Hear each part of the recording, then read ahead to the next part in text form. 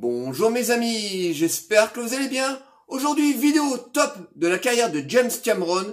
Comment vas-tu mon frère? Ça va, c'est la pêche. Alors, pour fêter en grande pompe l'arrivée du nouveau Avatar du réalisateur Avatar La Voix de l'eau, nous allons vous donner notre top 6 des meilleurs films de James Cameron, bien entendu par rapport à nos goûts, à David et à moi. Donc tu es prêt pour ce top? Je suis prêt. Donc c'est parti pour le top de la carrière de James Cameron.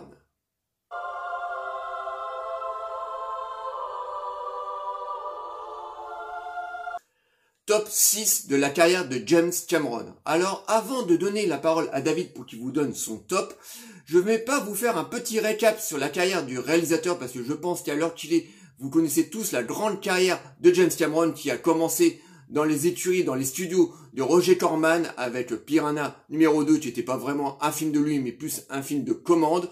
Ensuite, il a enchaîné tous ses films, tous ses chefs-d'œuvre, donc une carrière complètement incroyable. Et maintenant, je laisse la parole à David pour qu'il vous donne son top. Donc, c'est à toi.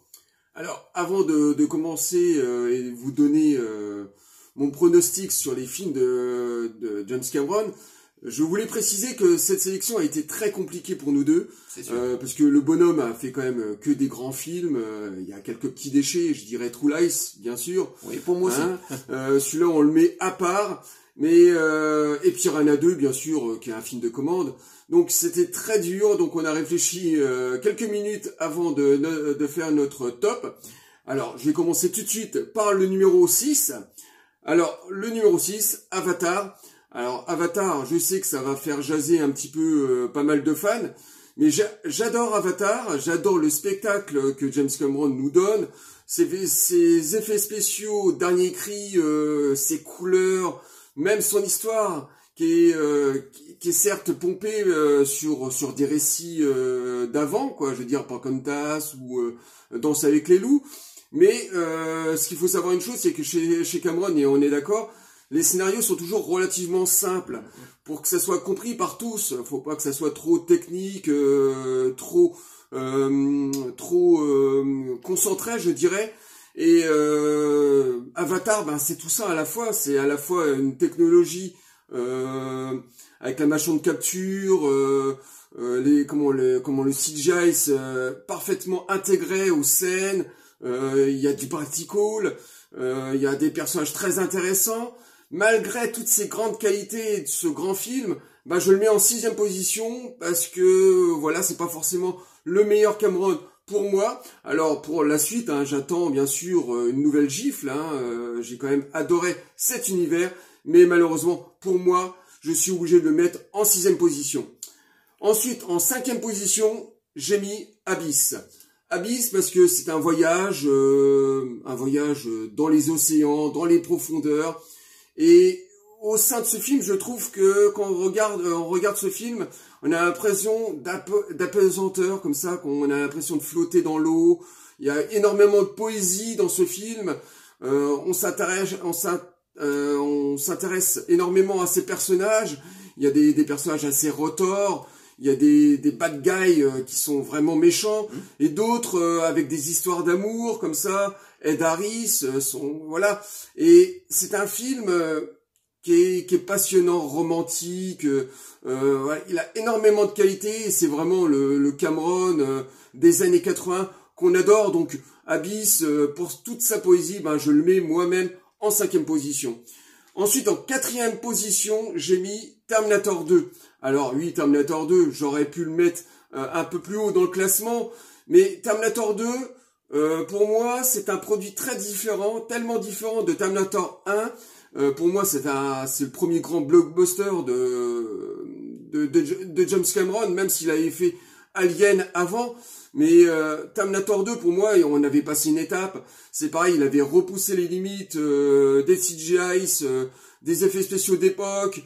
En plus, il y avait un casting 3 étoiles. On retrouvait Schwarzenegger, Robert Patrick qui faisait un très bon méchant, un très très bon casting. Mais je dirais que la petite différence qu'il y a entre Terminator 1 et Terminator 2, c'est que là, cette fois-ci, on se retrouve dans un film grand public, avec une violence beaucoup moins accrue, c'est un film beaucoup moins rock'n'roll et underground que le premier Terminator. Donc forcément, je le mets en cette position parce que j'adore ce film, mais je le classe, il est totalement différent du premier Terminator que j'adore. Donc Terminator 2, forcément en 4e position. Ensuite, en position numéro 3, j'ai mis Alien le retour, donc Aliens. Pour moi, c'est un vrai film de guerre. James Cameron avait fait un film très différent de celle de Ridley Scott. Ridley Scott, on était plutôt dans l'horreur et la science-fiction. Et lui, il décide de faire un film de guerre plutôt traditionnel de science-fiction. Donc on a, si on prend la version longue, on a 2h30 ou 3 heures, je ne sais plus exactement la durée du film. 2 heures un quart. 2 heures un quart de pure action, ça s'arrête jamais. On a tous des personnages emblématiques, des méchants, des gentils, voilà, c'est vraiment relativement classique, mais ça s'arrête jamais. Voilà, c'est vraiment le film de guerre réécrit dans la science-fiction. Et en plus de ça, les effets spéciaux d'époque, tous les practicals et tout étaient vraiment dantesques. Donc Alien le retour en 3e position. Ensuite, en 2e position, Titanic. Alors Titanic, pour moi, c'est le spectacle. Quand on l'a vu en 98, on avait pris une claque. C'est le film d'aventure par excellence, doublé d'un film de catastrophe, avec énormément de personnages extrêmement riches.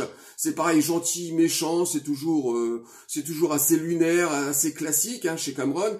Et c'est pareil, les CGI bien incorporés, en même temps que le practical. Et puis moi je me souviens de ce making-of d'enfer sur les éditions DVD et Blu-ray qui nous relatait ce gigantesque chantier qui était le making-of de ce film, qui était énorme, qui avait pris des années. Cameron était totalement imprégné, donc il avait pris son temps pour réaliser ce chef-d'œuvre, et forcément Titanic devait se retrouver en 2e position. Et en 1re position, bien sûr, Terminator 1, qui est pour moi le plus grand film de James Cameron, et pourtant son 2e film, parce que c'était un Cameron qui avait pas de limite, qui avait pas d'entrave. On est dans le cinéma des années 80, on est dans un film rock'n'roll, on est dans un film à la fois de slasher et de science-fiction. On a peur, parce que Schwarzenegger, déjà, qui interprète le T-800, est terrifiant.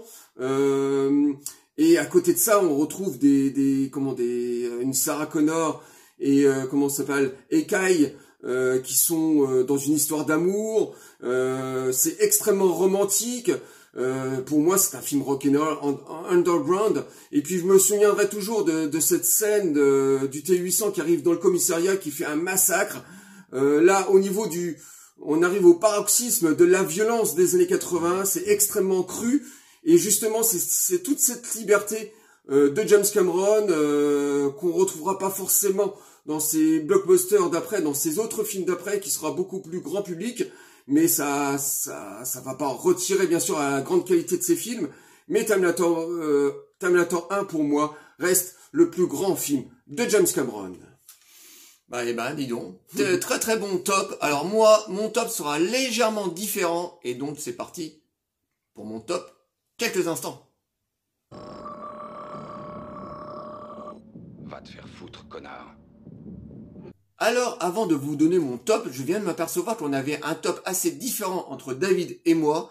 Et donc, en 6e position, moi j'ai mis Terminator. Alors, je me doute derrière votre écran en disant, mais il est complètement fou, pourquoi il a mis Terminator 1 en 6e position?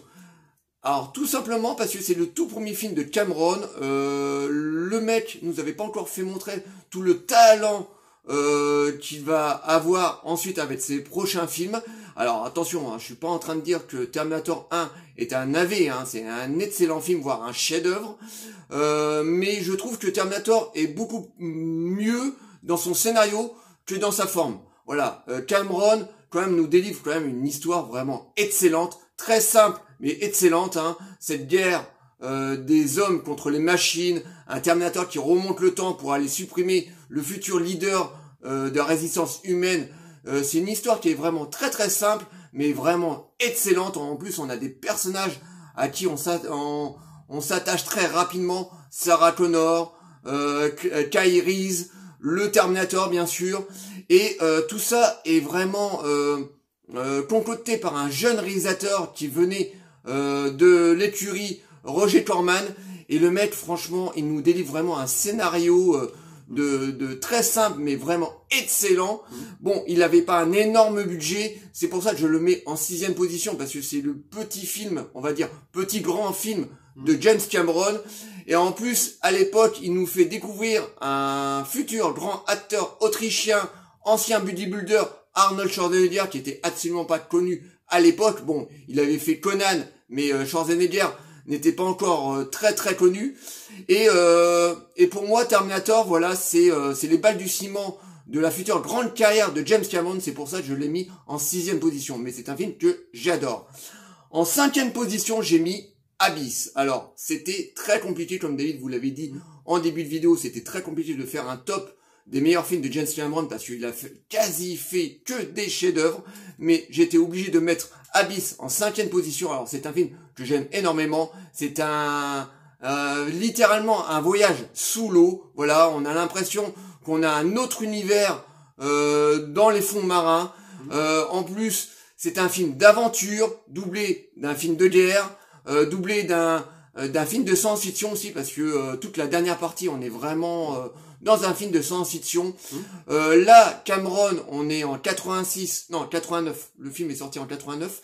On est en 89, là, Cameron nous déploie totalement sa manière de faire du cinéma, de révolutionner le cinéma. Donc on a des effets spéciaux vraiment mais dantesques.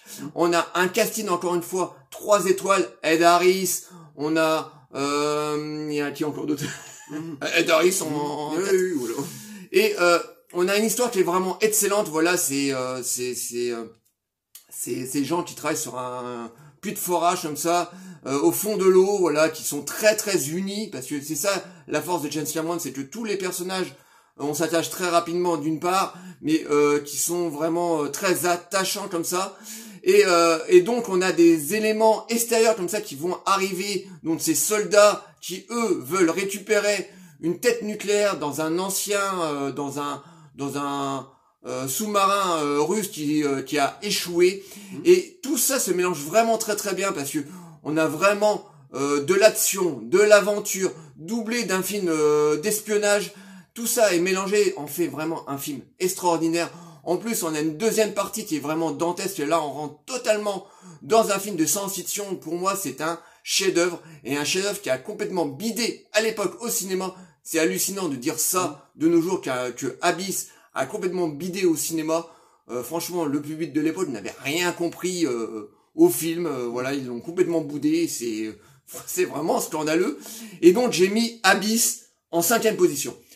En 4e position, j'ai mis Avatar. Alors, Avatar, j'aime encore énormément ce film, malgré toutes les critiques qu'il a essuyées à l'époque de sa sortie, avec les gens qui disaient, oui, Avatar, c'est Pocahontas dans l'espace. Alors moi, je ne suis pas du tout d'accord. Oui, effectivement, il y a beaucoup de similitudes avec l'histoire de Pocahontas, mais c'est bien plus que ça. C'est vraiment, encore une fois, une très grande aventure dans l'espace, dans un film de science-fiction, avec encore une fois des personnages très très forts, de CGS vraiment dernier cri, parce que à chaque coup que Cameron réalise un film, il veut repousser absolument les limites du cinéma, et à chaque coup il y arrive. C'est ça qui est la grande force du bonhomme, c'est que il arrive à repousser les limites de la technique du cinéma, et il nous l'a prouvé en 2009 avec le tout premier Avatar. Donc c'est un film que j'aime énormément. Voilà, il y a énormément d'aventures, d'action, on a de très très bons méchants, on a de très très bons gentils. Voilà, encore une fois, on s'attache très rapidement au personnage. Donc Avatar en 4e position.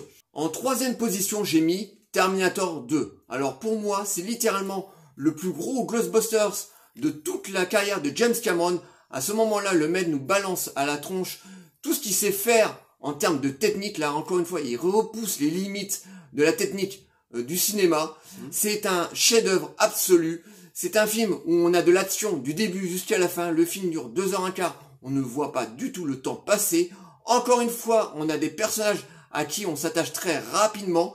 Mais la différence qu'il y a avec le tout premier Terminator, c'est que là on a affaire à un film beaucoup plus gros public. Alors ça veut pas dire que le film est grand public, que James Cameron a vidé tout son film de l'action. Voilà, oui, on a énormément d'action, mais on n'a pas du tout le même climat, la même état d'esprit que dans le tout premier Terminator. Dans le premier Terminator, c'était un film bourrin doublé d'un slasher, donc on avait un Terminator quand même assez charismatique qui faisait vraiment très très peur, surtout pour le jeune public de l'époque, donc Schwarzenegger, voilà, qui pourchassait absolument Sarah Connor pour pouvoir liquider le futur leader de la résistance humaine. Donc on avait quand même une ambiance beaucoup plus lourde et beaucoup plus slasher.